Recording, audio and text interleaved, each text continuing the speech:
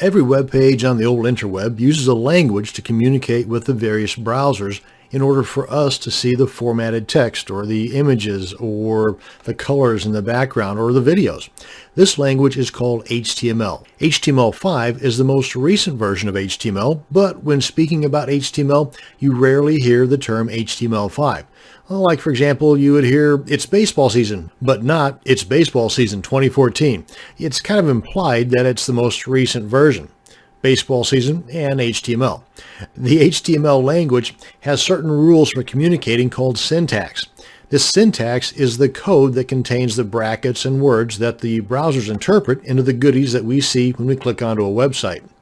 In this video, we're going to create a basic web page using this syntax to demonstrate the use of tags and how they help us make a basic web page. Now, there are a few must-haves in order for a browser to decipher the HTML code or syntax and present it to us the way that we are used to seeing a web page, like the text and the images and all the formatting stuff in place.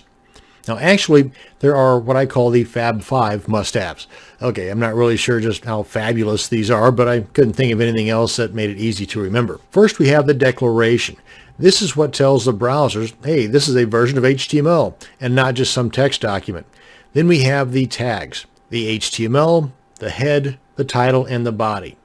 In most cases, tags will come in pairs, an opening tag and a closing tag. But like most languages, there's always some exception to that rule. More on that here in just a bit. So let's go ahead and roll up our sleeves and make us a web page. Now, we're going to need a couple of items to create our web page. A simple text editor to create the page, and I'm going to be using Notepad, and a browser to read it or show it to us. Now, first we need to organize, make a work folder that will house all of our files, images, videos, and anything else that we're going to be using in our web page or web pages. Now, don't worry about getting everything in there right now, but at least make the folder right now so as we find or make stuff, we'll have a place to put it. Okay, so let me go ahead and open up my folder here. I've already taken the liberty of creating a working folder on my desktop, and inside of that working folder, I've got another folder titled Images and another one titled Backup. These are basically just for demo purposes, but just to kind of give you an idea, get your creative juices flowing. So at this point, I'm going to go ahead and open up my Notepad, New, and Text Document, and I'm just going to go ahead and give it a title right now. Now, actually, that's not a title. This is just a file name. I'll cover that here in just a sec. The thing is, though, is that this ends with .txt. Web browsers aren't going to recognize that as a web page. So let's go ahead and open this up. Now, let's go ahead and make this a web page, technically speaking. You can see right here it's .txt. We need to save this as an HTML or HTML file. So go to File, go to Save As. And with Notepad, you want to first come on down here to Save As Type and make that all files, and then change that .txt to .htm or HTML. I'm going to go with the L part. They're both exactly the same. The browsers read them the same way. Just I think HTML has been around a little bit longer than HTML, so I'm going with that. Personal preference. Okay, there we are. Now then, if we go back to our folder here, we can see that we've got both files are blank, but we've got the HTML and the .txt. Frankly, we don't need that anymore, but yeah, we'll keep it here anyway. So let's go ahead and right-click and open this guy. Actually, I've still got them open here, I believe. Yep, right there we are. See, there's the .html file right there. So now let's go ahead and add our Fab 5. Now, let me go ahead and come on back to my browser here just for a second. And a very cool reference is w3schools.com. It's a great site. It has lots of details referring to HTML elements. And in this case, we're talking about the declaration. This is what tells the browsers that, hey, this is an HTML5 page, or this is an HTML4 page, or, if you don't have it there, then it's going to read it as something other than an HTML page. So I want this to be an HTML5 page, which again is the most recent version of HTML. So if you check out the source code on a lot of the web pages right now, they're going to have this information right here versus this one here. They still show up okay in your browsers, right? It's just that they do not have the advanced capabilities that the HTML5 pages do. For example, if we come on back here, this is an actual web page. If we right click and go to view page source. And you can see right here where we've got the declaration defining this page as an HTML5 page, just like what we show here. Now, while I'm here, let me go ahead and also mention that we've got the other elements of the Fab 5. That is the HTML tag. And by the way, for every opening tag, we've got a closing tag.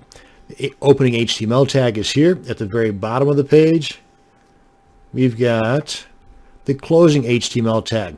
And they're exactly the same, except the closing HTML tag has a / at the very beginning here. Just like with the body tag, which is right here. That's the opening body tag. The closing body tag is, as you may have already noticed, right here.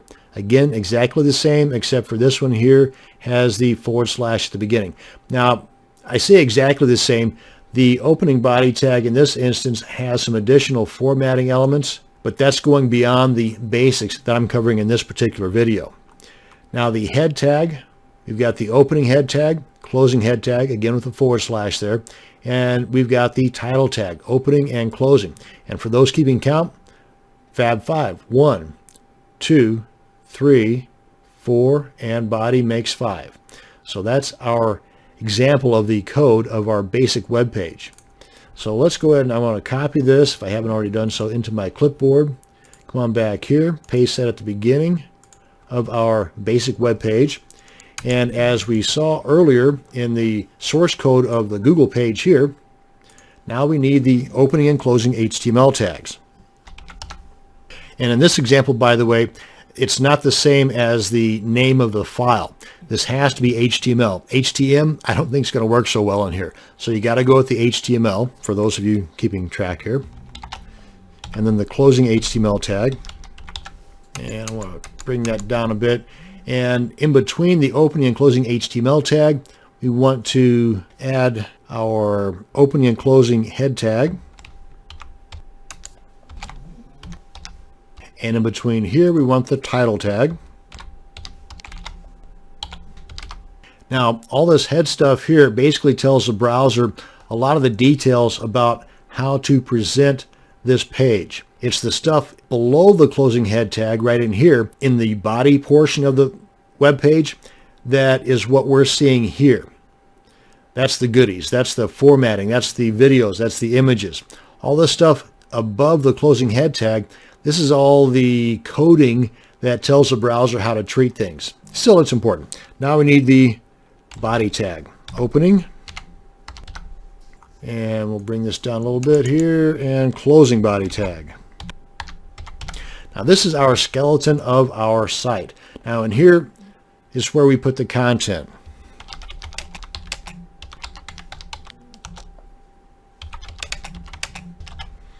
Now let's go ahead and save this.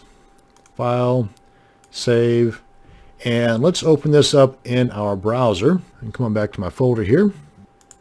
And just bring this out a little bit. Let me just drag this guy into the browser. And there it is. Now, this is technically a web page because it's got all the elements of our Fab 5. Let me get this guy away from here and open this up. It's got the declaration and it's got the basic tags required for a web page.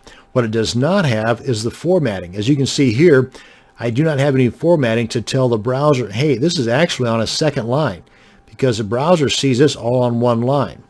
So let's go ahead and throw in some formatting here.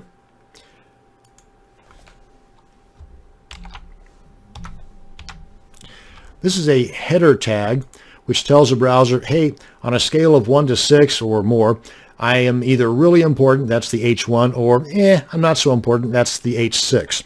And it shows this to us in the size of the text sandwiched between these tags. So H1 is going to be huge compared to the H6, for example, which would be much smaller. And let's try another format. Let's try bolding.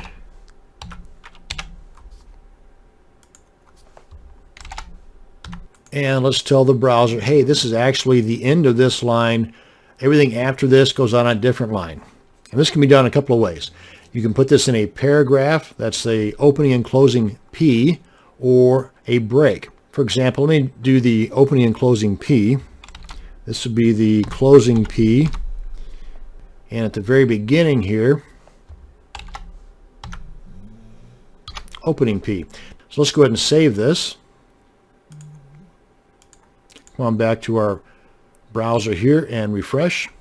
And there we are. You can see here where the browser is now seeing that this line here is on a line all its own, and that the word this sandwiched between the H1 tags is much more important than the rest of them. That's why it's so big. And if we were to make this H6, not so important.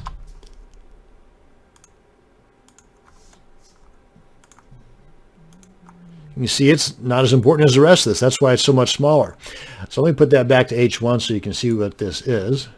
There are just a whole bunch of different tags that can be used here for all kinds of stuff. With the new version HTML5, there's even more tags that can be used with video or articles, just all kinds of cool stuff that just wasn't available in the prior versions. So let me go ahead and save this, refresh, there's that.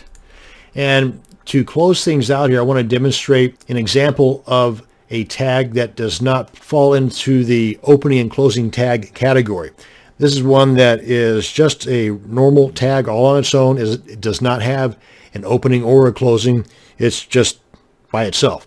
And it's the break tag. BR space /. And this tells the browser that everything after this break tag goes on a different line. Save, refresh, and there. Now you see where a paragraph adds this extra space here, just like a normal paragraph would. The break tag just puts it on a different line. So that's our basic web page. Now for some additional tags, just to kind of get you playing around, back on our w3schools.com website, if you head on over to w3schools.com/tags/default.asp, will give you alphabetically a list of all the current tags. And you'll see there that there are some that are not supported in HTML5, and there are some that just don't work anymore in HTML5 because they were what's called deprecated. That's kind of just tossed in the trash in HTML 4.01. You've got those that say new. So by all means, start playing around with these. Start with your basic web page and go from there. And that's going to bring us to the end of this video on creating a basic HTML page. Thanks for watching, and you have a great day.